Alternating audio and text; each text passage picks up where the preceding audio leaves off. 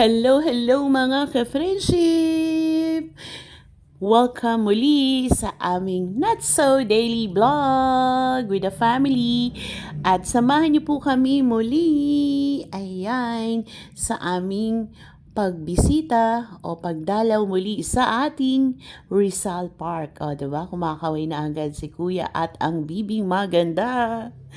Ayan na nga mga ka-friendship. Time to picture-picture na. Kaya post-post na ang bibing maganda. O, diba? Kung may time din kayo mga ka-friendship, dalaw kayo sa Luneta, maganda ditay. At syempre, pagkatapos umikot-ikot, kain muna tayo sa Jollibee. All-time favorite, ang Chicken Joy mga ka-friendship. O, diba?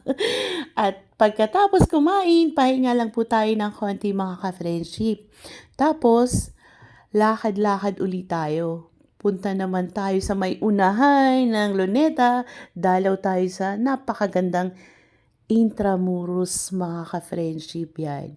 At very, very Instagrammable din dito mga ka-friendship. Yun no. O, diba?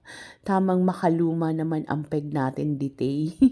Pero sobrang ganda rin dito mga ka-friendship. Ang ganda, ma-appreciate nyo yung venue, yung place. Sobrang wow talaga mga ka-friendship. Kaya isama na ang buong pamilya at mamasyal sa Intramuros. O, diba? Ang saya, sobrang nag-enjoy kami. Sulit ang araw.